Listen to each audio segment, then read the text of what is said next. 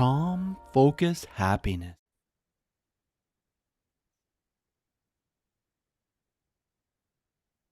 Hey, Mindful Tribe, welcome to the show today. I'm with a guest who is not your ordinary guest. He's unusual in a lot of ways, and you're going to find out how. He wants to help you. He wants to help to make a positive difference in your life. He wants to help you to become more intuitive. He wants to help you so that you don't feel so alone in your life. He wants to help you to be able to download information from the universe, because he tells me we're all information gathering systems. That's what we are as human beings. I'm here today with David Weigert. David, are you in mindfulness mode today? I am totally in mindfulness mode and in excitement mode.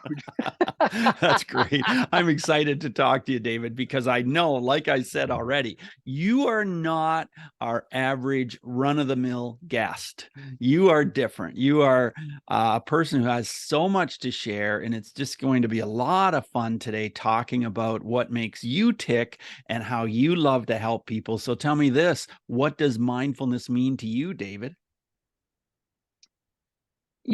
When I started, I used my mind a lot to trying to calm it down and stay present. But I found out that didn't work for me Oh, because I needed to feel loved mostly before, okay. above anything else. Okay. So when I'm feeling love in my heart that's filled so much, then I can love my mind, and then my mind rests and it can start doing what its main function is to gather and sort through information to Uh-huh. see patterns and develop the best way to go to a trajectory, find the quickest route to get from point A to point B, have persistence when you need it, have tenacity when you need it, have creative ideas come in. Okay. So So that's to me what did mindfulness is. Well, that's cool. Tell me this. Did you not feel loved before then? Is that what you're saying? No, I did not. Okay. So my parents were refugees from Uh-huh. World War II, Right. and in that space, they suffered dramatically. I don't want to go through all the details there, Yeah. but being a refugee, you leave your homeland, and then they wind up in Colombia, where I was born in South America in Bogota, Okay. and we're aliens there. Hmm. Right? So I never felt at home. And then both my parents had PTSD. All right. And they were in survival mode because they came with nothing and they had to create a life for themselves. Hmm. So they were too busy to show love and caring. So, and I also grew up very much isolated because we didn't have any friends. And then the other part is kidnapping and is very prevalent in Colombia as a way Right. to make for people to make money. So Yes. I wasn't allowed to go out and play. Okay. So all these things created this sense of isolation and sense Yeah. of loneliness, right? Right. But it was also redirecting me that this world is not where love comes from. Oh, where does it come from? It comes from the nucleus of our soul and our being that just emanates from there. No one can fill your heart. You have to allow your heart to open and then let the love pour out into that other person as a And reflection back to you. so when was the first time that you realized this? Because this would be um, pretty much a revelation then. I would say yes. My whole being is. I'm very spiritual. I've always been. I've always trusted God, and I always loved God. I Uh-huh. never got mad or angry at God for no matter what the situations happened. I just knew that I had to do something. I had to grow some way in order to understand what was going on. Hmm. So all these tests that we have, which appears as tests, they're really guiding us to find ourselves and to be redirected always to the center of our core. Because when you follow one, for me, Jesus is something that's come alive in the past couple of years, because all of a sudden I have a personal relationship with him. I have a Okay. personal relationship with the creator of the universe, Heavenly Father, whatever you want to call him. It doesn't matter what you call him. You got to feel him. And when I started shaking, I described a little bit to you that I shake a lot throughout the day. Is now my whole body is more sensory oriented, and my Okay. feelings are amplified. So now I can really feel the feelings deep in my heart, and they just come out in this with so much joy and with just so much wonder and exhilaration. Okay, so you do this And I'm shaking getting younger, deliberately then, right? You do it intentionally, intentionally, intentionally, yes. intentionally, yes, deliberately, intentionally. And because, the Chinese do something called Qigong, which is Yes. a old historical way of with the body. Hmm. I take that and I amp it up. Okay, so have you studied Qigong then? I've studied that in minor situations. Uh-huh. So, and I've done, martial arts and all those things when I was younger. But and then I've done a lot of acupuncture. So Hmm. now I know what that is. I mean, a needle will go into a certain part of your body. It'll send an electrical stimulation, and you can feel the electricity going through your body. So I that put together that we are electrical beings above anything else. If I sever your spinal column down at the base of your spine, your legs are not going to move. Okay. Everything is still there. Your legs are still alive. You're still getting nutrition. You're still getting circulation, but they don't move. So electricity is fundamental. If there's no electricity in your brain, you're not going to have thoughts. So is the electricity part of your spirituality? Spirituality embodies everything. Spirituality is the essence of everything.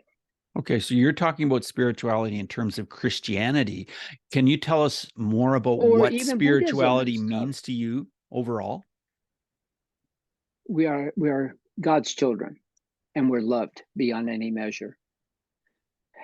And the other part is, let me ask you a question. How do us humans have this imperative to love our children? Where does that come from? Animals, why do they protect their young? There's something about the creative process that says, love the new creation. It's the way And we're we are a wired, isn't it? creation. What's that? It's the way we're wired, isn't it?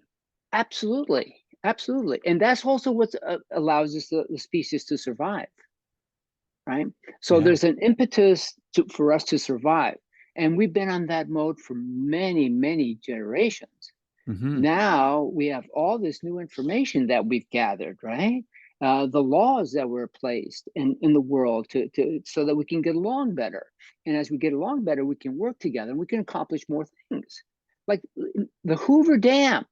Look at the ingenuity, the engineering, right? Hmm. To create what? To tap the power source of the water through dynamos and generate electricity to power up Las Vegas so we can go have fun. Yeah. Yeah. It's interesting, isn't it? Yeah. So I Yeah, want to switch a little bit here and ask you sure. about your life partner. I know you have a wife, you have a life partner. When did Yes. that relationship start and does that feed you? Do you feel love from that Oh, relationship?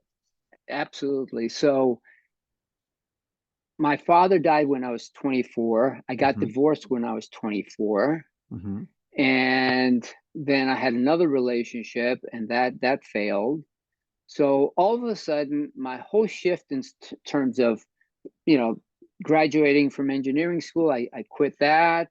What kind of job do I want to get? That's not important. I want a soulmate. I want to go through life with a soulmate because my parents, God love them, but they fought like cats and dogs. Okay. And I said, there's got to be a better way. There's got to Yeah. be a better way. Hmm. So I found my life partner when I was 30 years old, and that's Okay. my wife, Claudia. So we've Yeah. been together for 43 years. Wow. Congratulations on Yeah. that. That's a long And time. it gets better and better and better and better. And we trust each other we have a physical bond that's trust that grows. Hmm. You can't put it into words, but you could feel it. It's amazing. And That's that awesome. allows me to explore, Bruce. See, if I'm in fear, then my mind is shutting down. I can't process information. right? Because I'm surviving. Mm-hmm.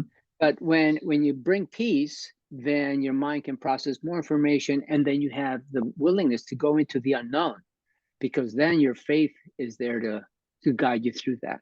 And so does she do this shaking too? No, she does not. So does she think you're a little bit odd when you do the shaking, or does she Absolutely. completely embrace it, or what? No, she's a ballet dancer. Okay. She's a lifelong dancer. Uh-huh. So she's got her skill sets that allows her to have a healthy life, right? But she's also not as healthy as I am. Okay. All right. So I'm obsessed with being healthy, but not for my sake, but to figure out ways. We can't sustain the way the health system is now. We can't be dependent on others for our health. We have to be dependent on ourselves. And we have to simplify our health so that we can maximize our life. Our Mm-hmm. children are inheriting a system that's broken. So I want to change that system. I want to So go back empower. to this. You said you want to be healthy, but not for your sake. So I need you to expand on that. I don't quite understand. I want to be an example of health, Okay. a model for health, so others can start learning how to be healthy Okay. with simplicity, air, water, movement, eating the right foods, Right. being kind, interacting with each other, to learn more from each other. Because that's the other thing, acceptance. I've always been. Let me see. How's the word? I'm going to bring this word up. Discriminated against. Because when I was in Colombia, oh, you're the foreigner. Yeah. When I came to the States, you're the foreigner, Right. right? But I have this color skin and stuff, so people don't think that's happening to me. But it is, because I can't laugh at jokes when somebody says a joke. I don't even understand the joke, right? My language skills are limited. So people laugh at me because I'm not understanding the joke. So I become the butt of the joke, right? So all that was teaching me, I have to become self-confident in myself, Mm-hmm. and I have to grow from that space. But that also helped me to start becoming more self-reliant. And that self-reliance is really what this country's built on.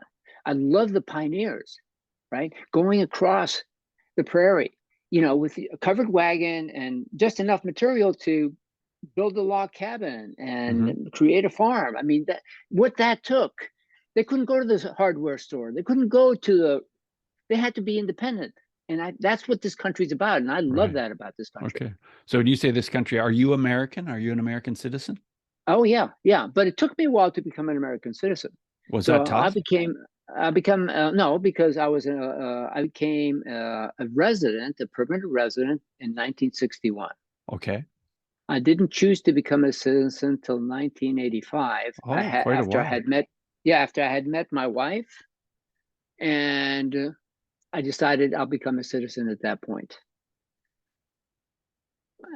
But I love history. I love the Declaration of Independence. One of the things that I love about it is the way it was put together. Mm-hmm. People were fighting and creating what's the best idea, but in there they got, this is where I love this part here. Truth is self-evident.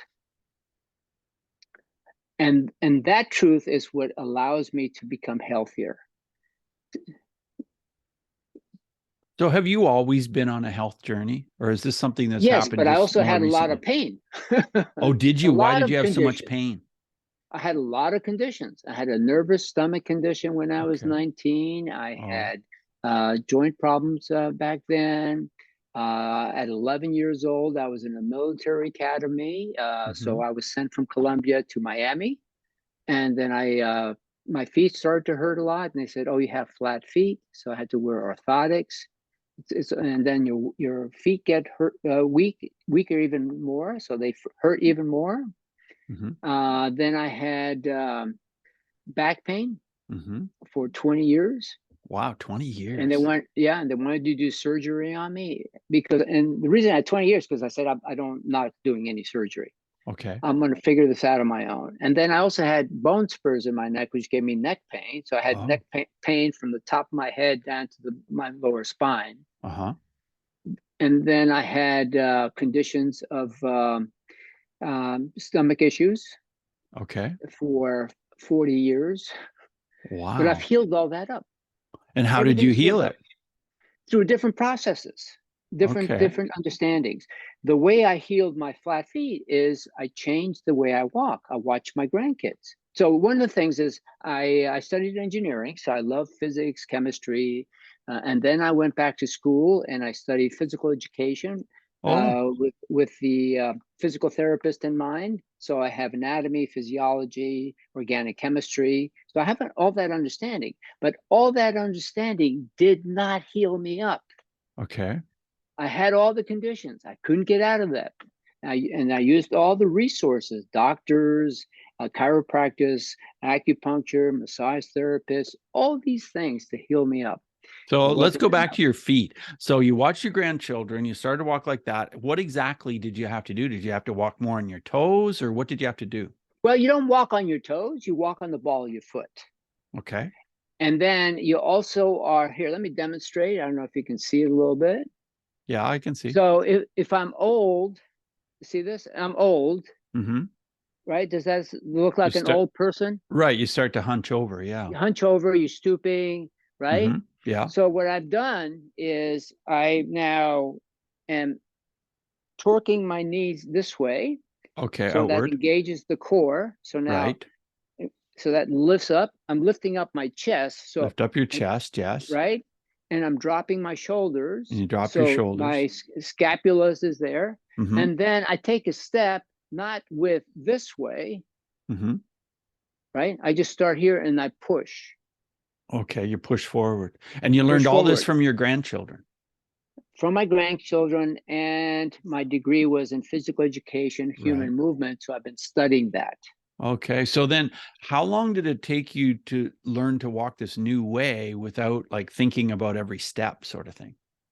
It takes a while, Yeah, I would but think. here's a shortcut. What I do now is I engage the core this way. I'm pressing my head against the back of my palms. So Mhm. now everything's engaged, and I just start walking, and automatically your body will come back to its automatic system. So is the So pain from your feet gone? Has it vanished? I got rid of orthotics. Oh, you did. So you have no I pain in your feet now. no pain in my feet anymore. Wow, that's I have amazing. strong, healthy feet. Now, did you do other things to strengthen your feet? Like maybe to strengthen, I don't Yes, know, yes, your yes. arch or something like that? I bike ride. Uh-huh. I do weights, and Uh-huh. then I do squats and I do lifts and everything you can do to strengthen your calves and your quads Okay. and your glutes and everything.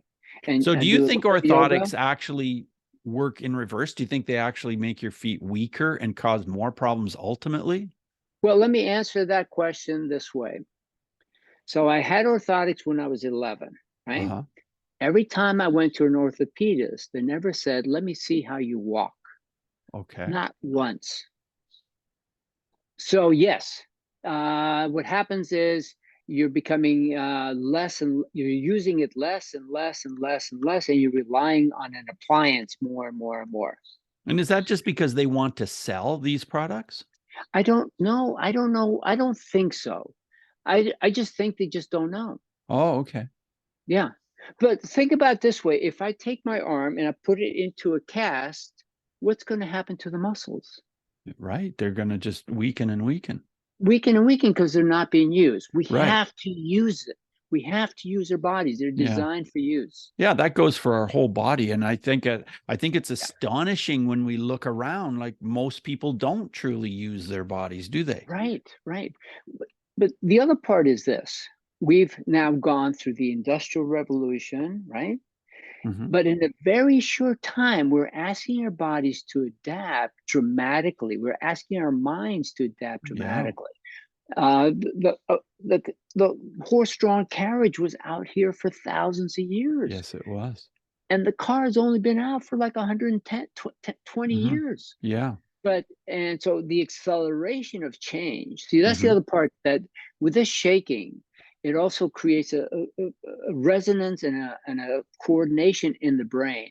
So when I'm going like this, so my left hemisphere is being activated, Okay, right? and you're When okay. I'm I'm just going, gonna describe what you're doing. You're extending your arm and you're shaking mostly your hand. Oh, I guess shaking from my the whole arm, elbow, my whole arm, your whole yeah, arm. Yeah. yeah, see? Yes, I can see now. But I'm just now working my right hemisphere, right? Yes. Right? So Yes. now when I do both, I'm working both hemispheres, Okay. Yes. right? And then, so you can see this a little bit, I'm going to be doing this. Right. Now I'm engaging my legs, Okay. right? And my torso. Right. So now my brain has to communicate really fast between these two hemispheres. So Sure. the Yeah. corpus callosum, which is the dividing point between the two hemispheres, is like a fiber optic connection between the Oh, two cool. hemispheres, That's a cool right? description. Yeah, and it allows more information. So now there's a I can't think of the word, like a not resonance, but a cognizance, or just this Mhm. everything starts working more effectively, right? Cool. Yeah. Yeah. So So, it's so also you move lighting up. forward, you got the pain to leave your feet. And what about the other pain in your body? You said you had pain in other places of your body. So Were you my able to the eliminate that too? yes. So the lower back, they would say, oh, you have a compressed disc. Okay. You have disc degeneration. Uh-huh. Okay. So if you have a car that Yes. has 1,000 pound capacity, and I put in 4,000 pounds, Yes. the shock absorber, this whole suspension is going to be compressed. Yes, it is. It's not rocket science, No. right? But if I lift off that weight again, it'll decompress. Yeah. So when they say you have a compressed disc, well, how about we do decompression exercises? So I do pull-ups Okay. to strengthen up my shoulders, and it's also decompressing the spine. And then I also found that disc spine rotation is very important for the spine. And do you have an inversion machine? Do you ever invert I your never did body? the inversion machine, but that's also works too. But the difference is your inversion is passive, Mm-hmm. a pull up is active, Okay. right? So your muscles are activated. So now you're engaging your muscles. So now your muscles are becoming stronger. So the disc compression won't happen as frequently. So as a result of this, the pain has left all parts of your body. Is that right? Yeah. Wow. Well, let's talk about Now, food. You mentioned food. Food can make a huge difference to how you feel as well. How did you right. change the choices of food that you eat? Well, before we get to food, what are the primary things? Thoughts are primary. Right? You make choices from there, right? So we're going to Yeah. get back to that. How did I choose, right? Then you're going to have electricity, Mm-hmm. because electricity is moving everything. Mm-hmm. Then you have oxygenation, Okay. water, Yes. hydration, right? Right. And you need electrolytes, Uh-huh. because we're batteries, and our bodies are batteries. And so we need the sodium, potassium, magnesium to create the positive, negative fields in our bodies. And then movement. You got to move in Yeah. order so one of the keys, Bruce, when you move, you're pumping your lymphatic system. When you're not moving, your lymphatic system is becoming sluggish. Mm-hmm. So now all these things are active. Now my mind is getting the oxygen, getting the nutrients. Now it says, I want food that gives me power, doesn't put me to sleep.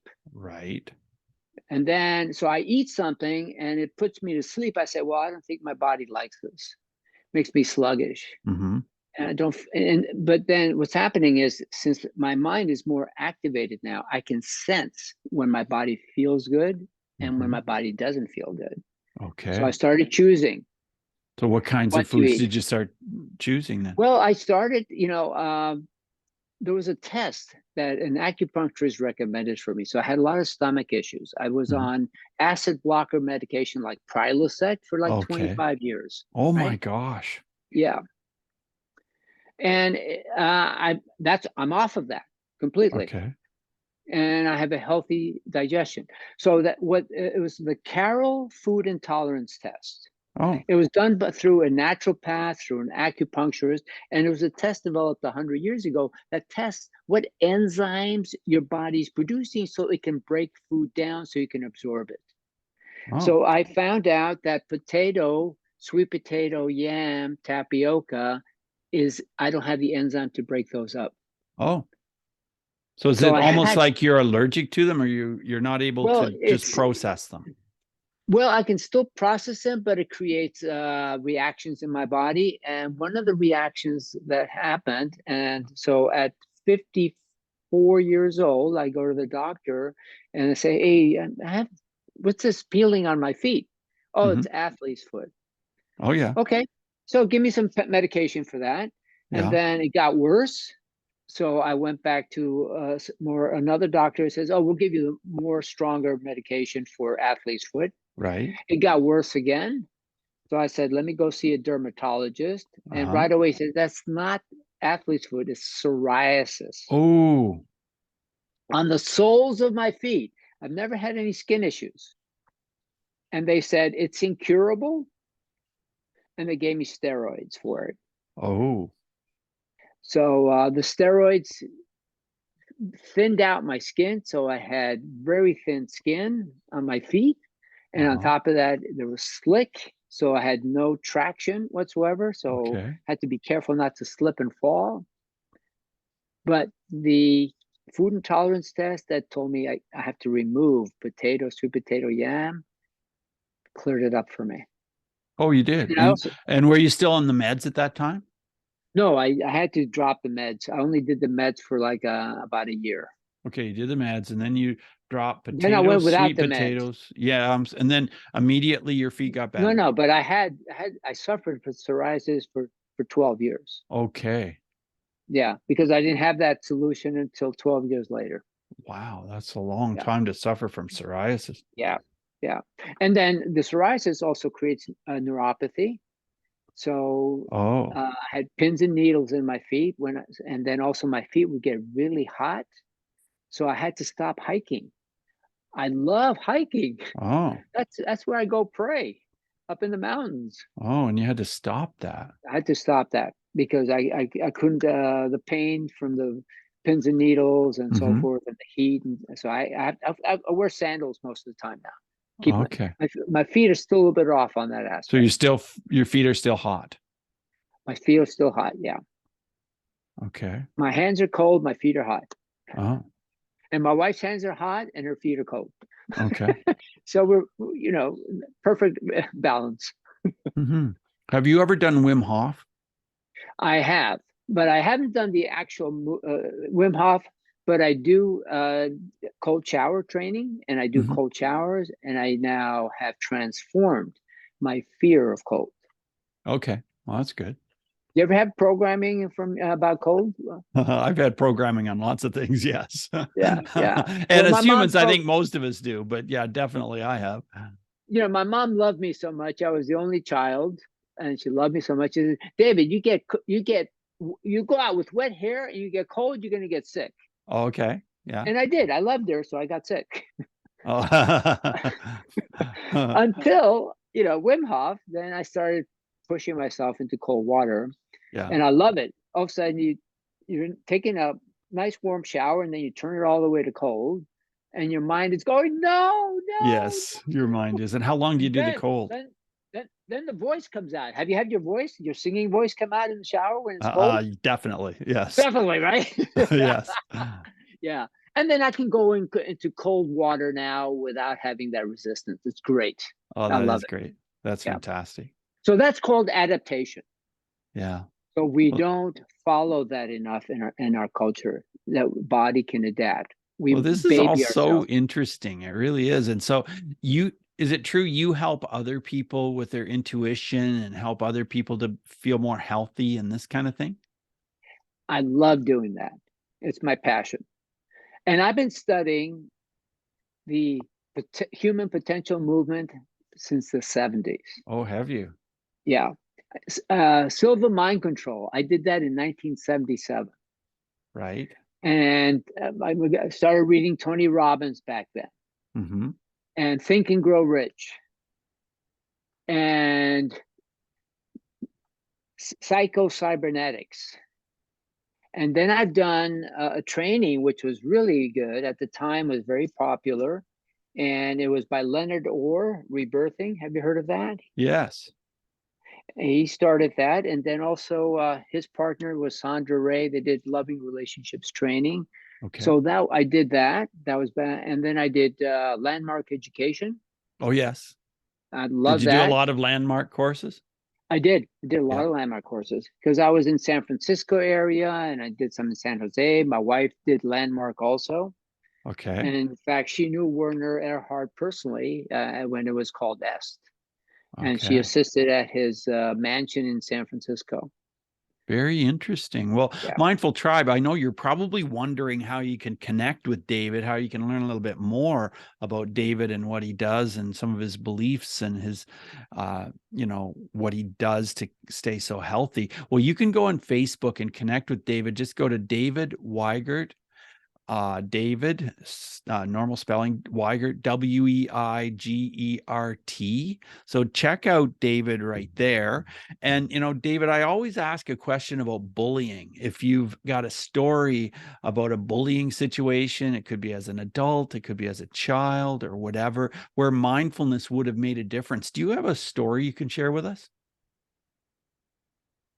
Well, I've never been bullied.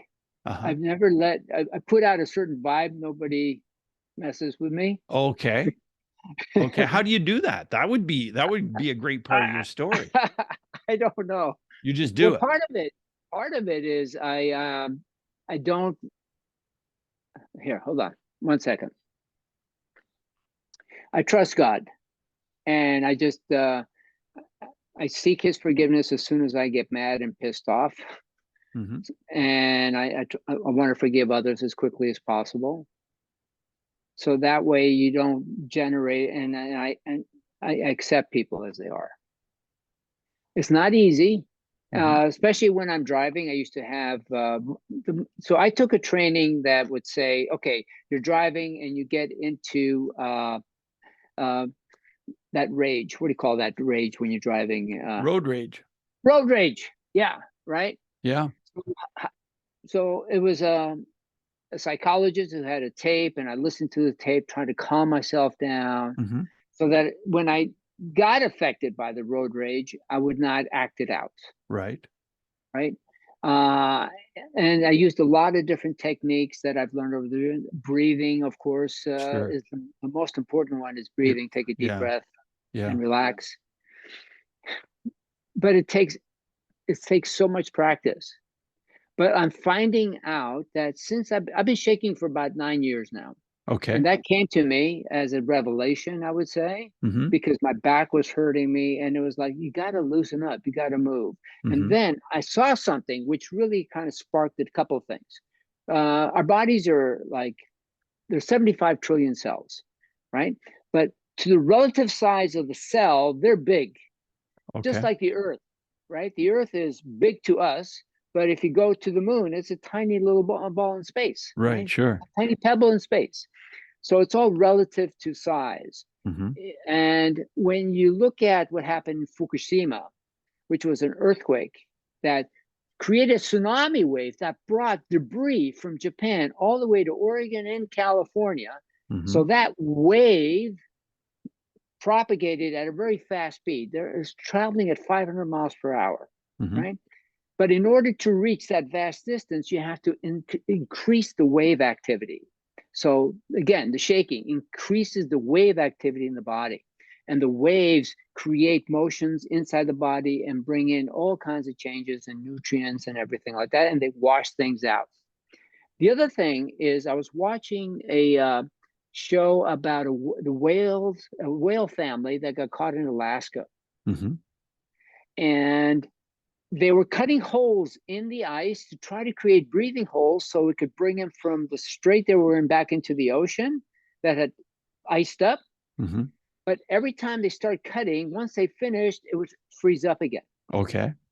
Until there was a company in Minnesota that had a propeller that had a flotation device on it, and they applied that propeller inside those holes, and the waves kept things from freezing. Okay. So that tied in. So basically my back is frozen. I have Mm-hmm. to move it. I have Mm-hmm. to send waves through it. I have to shake it. I have to amplify it. And that has brought me to this point. So I'm willing to, my own guinea pig. Yeah. And now I'm establishing it. I wanted to get this thing studied down the road, but waves are so important in our bodies. That's really interesting. And Mindful Tribe, I told you, didn't I? David is not your ordinary run-of-the-mill person. He's got very interesting philosophies and practices. And, it's just really cool to talk to you, David. As we move forward, I want to ask you 5 quick answer questions. So Sure. just 30-second answers are perfect. The first one is this: who is one person that has really inspired you, one person that has maybe inspired you in a way to be more mindful? Tony Robbins, for sure. Okay. And my Love second Tony question is Robbins. about emotions and how, as a result of mindfulness, how have you learned to deal with your emotions differently? Acceptance. Okay. Loving them as they are, and then choosing the emotion I want. Interesting. Okay. And my next question is about breathing, and you've talked about breathing some, but maybe you can sum it up and, give us your thoughts. Well, I've been practicing breathing exercises since I did Silva Mind Control back in 1977. I'm Mm-hmm. still learning. So keep practicing. Yeah. Yeah. Yeah. We always need to keep practicing that. That's for sure. Are there any books that you would recommend that are related to mindfulness for our listeners? There's a book I'm reading now called Letting Go. Oh yeah, And I I think, love that book. Yeah, yeah, and it's the essence. And that's what it's all about, is letting go. it Letting really go, is. let go, and let God. Yeah, Kind of that's a sums it great up for book. me. Yeah, for sure. Yeah. And my last question, are there any apps of any description that you find helpful in this area? No, I don't use that as much. Okay. Yeah, no Yeah. problem. Okay, well, it's really cool to talk to you. And just one last question before we say goodbye, and that is, do you have some final words of advice for our Mindful Tribe listeners before we leave? The heart is the first system that forms in the fetus. Okay. The circulatory system and the heart are the first system. It takes an intelligence for that to happen. So trust the intelligence of your heart, and let your heart love your mind, and the mind will rest, and it'll be more useful after that point. Wow. Good advice. Well, thank you so much for being on the Thank show you, today, Bruce. This David. is so exciting. I really appreciate it. And don't It is forget, exciting. as soon as you're done, you better shake loose all the stuff we've been talking about. Okay, will do. Thanks, David. Bye Thank you now. so much. Bye Yeah, now. bye.